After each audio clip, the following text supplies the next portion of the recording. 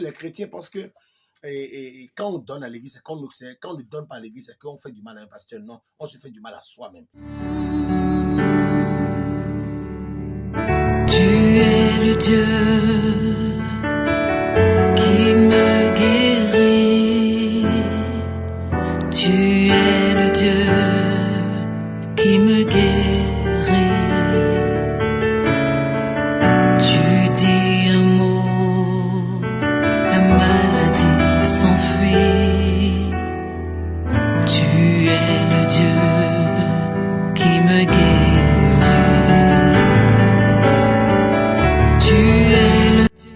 Va et enseigne les nations est une émission conçue et réalisée par le ministère chrétien des vrais adorateurs pour l'édification du corps du Christ. Orateur, prophète Constant Ronsa. Tu dis un mot.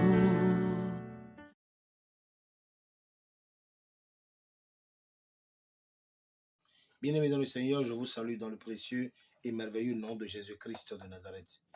Je suis là devant vous en ce instant pour enseigner sur le chrétien et l'argent, pour vous entretenir sur la relation, cette relation un peu tumultueuse, un peu délicate entre le chrétien et l'argent. Ce sera le thème de notre enseignement de ce jour.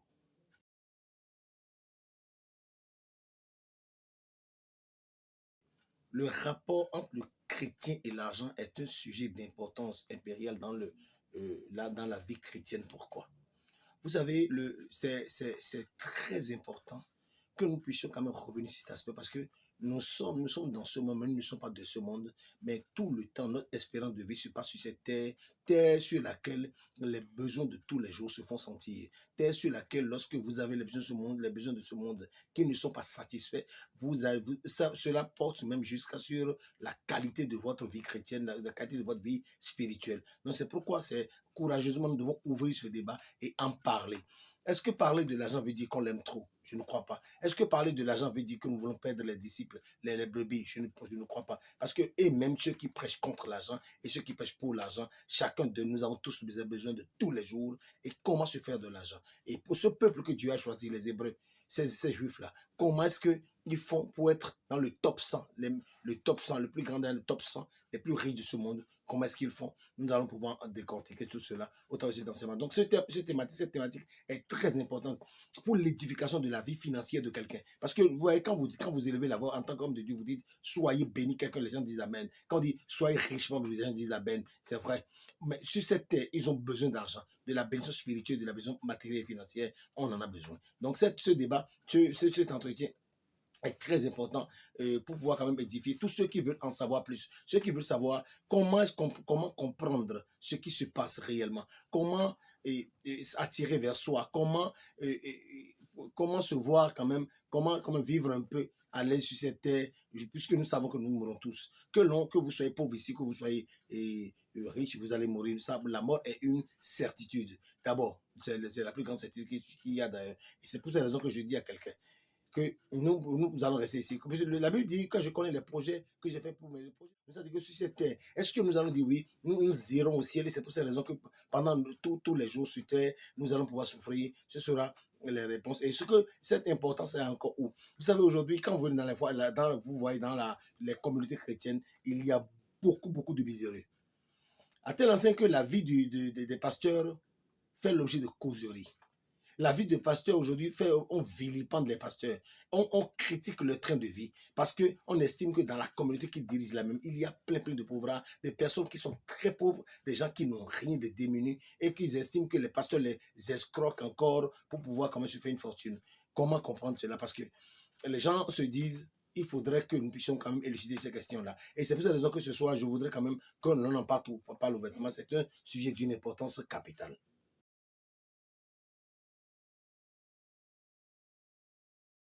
Très bien. Les chrétiens abordent la question de l'argent totalement différemment. Pourquoi? Parce que vous savez, le chrétien, celui qui a reçu Christ, qui a le Saint-Esprit sur lui, comprend déjà que le superflu n'est pas important. Alors que dans le monde, on pense que le superflu est important. Donc le chrétien a une manière de voir la vie avec laquelle les autres ne voient pas la vie. Nous sommes de ce moment, on est ici, mais on n'est pas d'ici. Cela signifie clairement que le chrétien, comme tout humain, a besoin d'argent. Mais comment aborder la question? Vous savez, aujourd'hui, il y a plein d'orateurs, des gens qui veulent se faire écouter, qui vous disent que la dîme n'est pas biblique. Ils vous diront un jour que les offrandes ne sont pas bibliques. Mais ils sont les premiers à faire des demandes de soutien. Que l'on les soutienne dans leur ministère pour que leur ministère aille loin.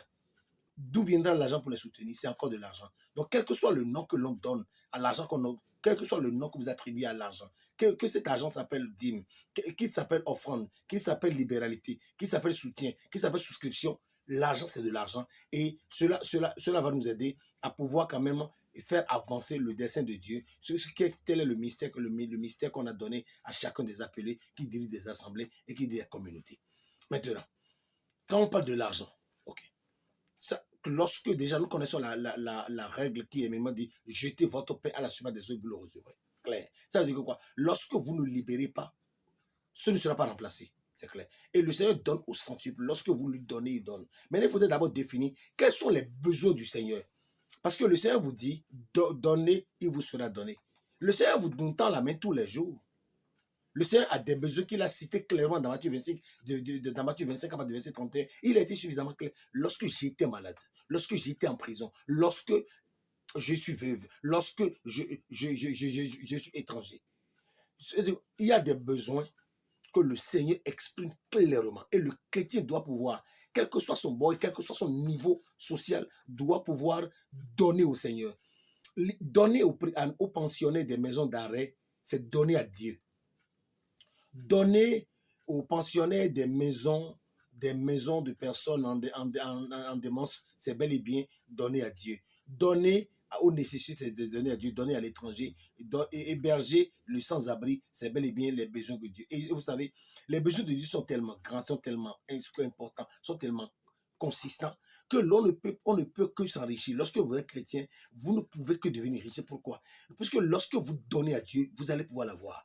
Maintenant, il y a le côté social de l'argent que je viens de citer, mais il y a le côté aussi très important, le côté de l'évolution de l'œuvre de Dieu. Vous êtes dans une communauté et vous-même, vous n'êtes pas content de l'état de la salle. Et ça vous dit rien parce qu'il paraît qu'il ne faut pas donner. Vous êtes là, le serviteur de Dieu, personne ne s'occupe de son sort. Ça n'intéresse personne. Ça doit pouvoir intéresser personne. Parce que la réussite du ministère, le dessein de Dieu, est que l'évangile aille loin. Maintenant, pour les programmes, l'homme de Dieu ne va pas danser pour pouvoir faire les programmes. On doit pouvoir le soutenir. Et tous ceux qui réalisent des vidéos connaissent les coûts de réalisation des vidéos. Pour que les gens puissent quand même suivre des équipements de qualité, nous savons. C'est pourquoi j'en profite pour remercier toute l'équipe qui est autour de moi, pour dire que Dieu, que le Seigneur les élève abondamment. Et pour dire quelque chose à quelqu'un, écoutez-moi, vous avez besoin de l'argent pour faire le travail. Vous avez besoin de cet argent-là pour...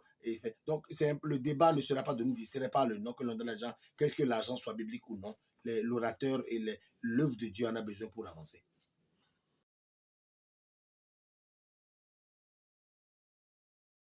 Très bien. Quel enseignement la Bible donne-t-elle concernant l'argent et la richesse? Pour aborder cette question, je voudrais d'ailleurs rappeler aux gens que l'enseignement, tel que je l'ai donné précédemment, l'enseignement c'est quoi? C'est l'enseignement du don et de la réception. Et je vous dis que d'abord pour donner, c'est quand on a besoin de donner. Et nous devons d'abord rappeler à tout chrétien d'abord que bibliquement, c'est que quand on parle de donner, c'est quoi? On dit car Dieu a tant aimé le monde qu'il a donné son Fils unique. La foi, c'est un don. Le nom de Jésus-Christ, c'est un don. Je répète, la foi, c'est un don. Le nom de Jésus-Christ, c'est un don. Et nous devons rappeler aux uns aux autres que Dieu a fait don de son enfant afin que l'œuvre de la rédemption ait lieu. Donc le chrétien doit d'abord comprendre que d'abord, celui qui te tend d'abord en premier lieu, c'est d'abord ton Dieu auquel tu crois. Et il a plusieurs manières de te tendre la main. L'évolution de l'œuvre de l'assemblée dans laquelle tu es, c'est très, très important. Et ensuite, il y a maintenant le social où le Dieu dit quand j'étais malade, c'est pas forcément lui qui était là-bas, mais Dieu aujourd'hui maintenant pour pouvoir voir celui qui l'aime le plus, celui qui est accroché à lui, c'est bel et bien, c'est dans l'œuvre sociale que l'on reconnaît le vrai chrétien. C'est pourquoi l'œuvre ne sauve pas du tout, mais nous savons que l'œuvre montre le chemin qui mène vers Dieu. Donc c'est pourquoi on dit que la foi, lorsqu'elle est sans les œuvres, c'est une foi morte. C'est pas moi qui le dis, c'est la Bible qui le déclare. Donc voilà donc l'enseignement. L'enseignement que je veux donner à tout le monde bibliquement, c'est que d'abord, le chrétien doit vivre dans la perspective de donner. Puisque la Bible, la foi chrétienne a 4 piliers. Le premier pilier d'abord, c'est la prière, le jeûne, la sanctification et les offrandes. Vous ne pouvez pas respecter ces 4 piliers-là et me dire que vous n'avez pas ce que Dieu vous a promis.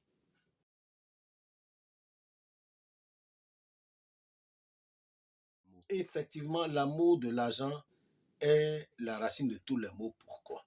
Vous savez, et nous avons besoin de mener une relation vraie avec le Seigneur, une relation de fidélité avec le Seigneur. Maintenant, et lorsque, par exemple, c'est pour ça que quand le monde aujourd'hui critique les pasteurs, critique les frères, pourquoi? On estime que dans les églises aujourd'hui, qu'il y a 2 catégories de chrétiens. Il y a ceux qui ont et ceux qui n'ont pas. Et que beaucoup de miséreux pilulent dans les églises, mais pourtant, les hommes de Dieu vivent une vie de luxe et de superflu. Mais je dirais à quelqu'un, écoutez-moi, aujourd'hui, là, pour mieux comprendre ce sujet, c'est quoi? Il faut d'abord savoir que quand on parle de l'amour de l'argent, c'est que vous évoluez en termes du matu vu. Vous évoluez, vous êtes un mondain, un vrai mondain. Et vous aimez l'argent, vous êtes capable de tuer pour l'argent. Nous voyons aujourd'hui, il ne se passe pas un jour où des jeunes ne commettent pas des crimes, des gens sont obligés de rentrer dans des cercles exotériques, des trucs vraiment sataniques pour se faire de l'argent. Pourquoi? Parce qu'ils aiment l'argent.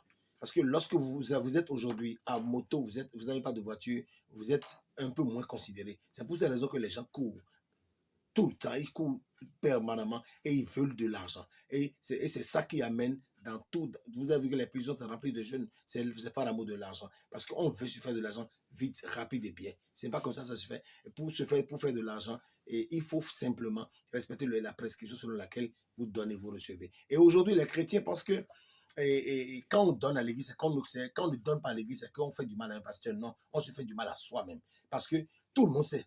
Demandez, tous les spirituels savent qu'il faut donner. Qu'est-ce que le Seigneur a dit à Abraham dans leur première relation? Donne-moi ton fils. Donne-moi ton fils. Et les sacrifices sont très importants.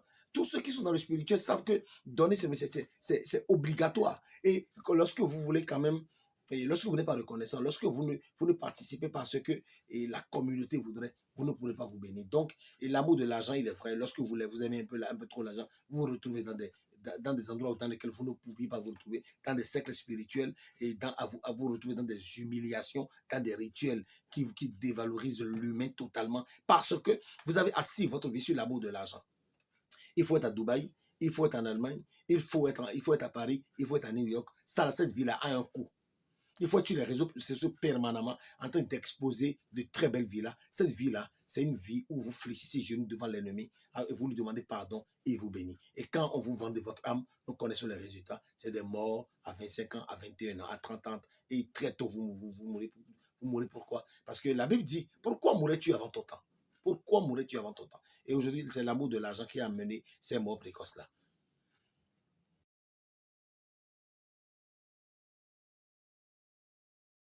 Très bien, merci. Les chrétiens, dans leur vie quotidienne, ont besoin d'abord de savoir les chrétiens ont besoin de savoir, dans leur vie quotidienne, ils ont besoin de savoir que il faut d'abord, avant tout, le bon chrétien qui sait quel Dieu il adore, qui a reçu Jésus-Christ de Nazareth, le bon chrétien qui a reçu Jésus-Christ de Nazareth, sait avec précision qu'il faut déjà, en premier lieu, lorsque vous avez de l'argent qui vous appartient, il faut d'abord enlever la part de Dieu. Et je vais vous dire, je vais peut-être choquer quelqu'un, mais je vais vous dire que la dîme, c'est un minimum.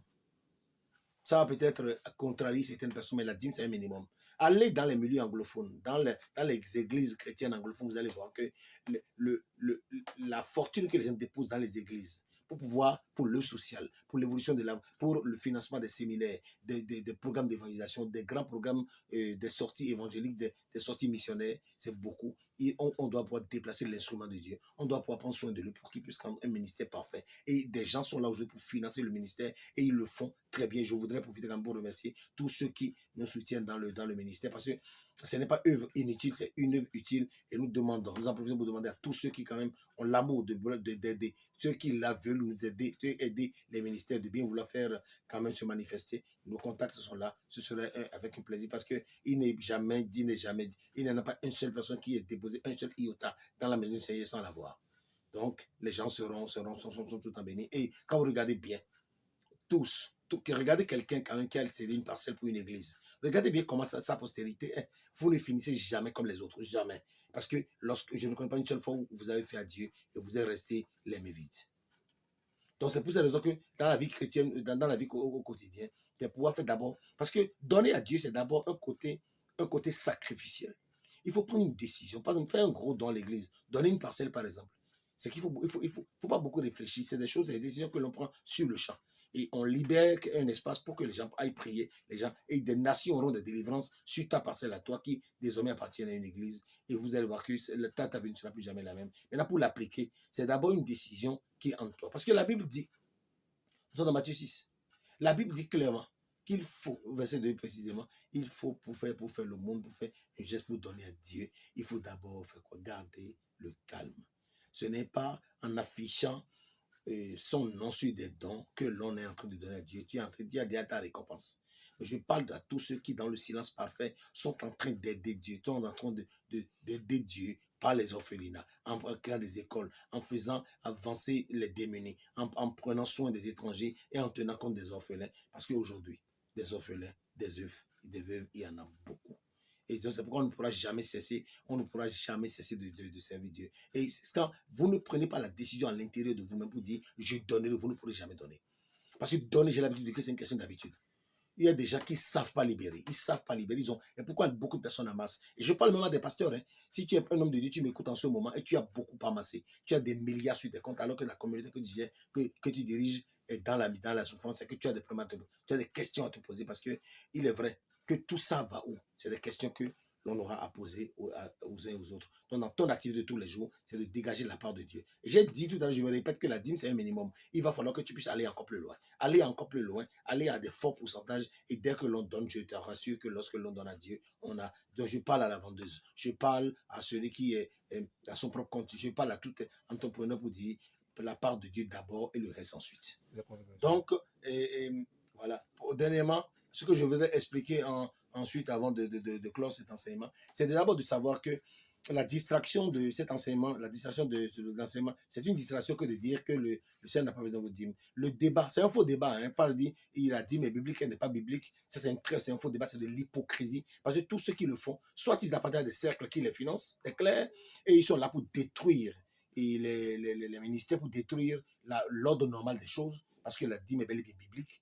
Les dons. Parce que moi, j'ai dit quelque chose. Le débat ne se trouve pas au niveau du don, je l'ai dit tout à l'heure, du nom que l'on donne à l'argent qu'on donne à une église. Non, le débat n'est pas là. Le débat est où? C'est pouvoir quand même financer l'œuvre pour que et le social soit fait et les programmes dans les églises soient financés. Et nous allons voir qu'aujourd'hui, nous sommes sur Internet. Aujourd'hui, il y a beaucoup de choses. Et rien ne se fait dans le domaine aujourd'hui des NTIG gratuitement. Parce que les gens suivent une information. Il faut bel et bien payer les ingénieurs de son, payer la prise d'images. Et il faut que des gens et le sens du sacrifice puisse être compris par tout le monde. Parce que si vous ne prenez pas la décision de donner, vous ne verrez jamais la gloire de Dieu dans toute ta dimension. Que Dieu vous bénisse.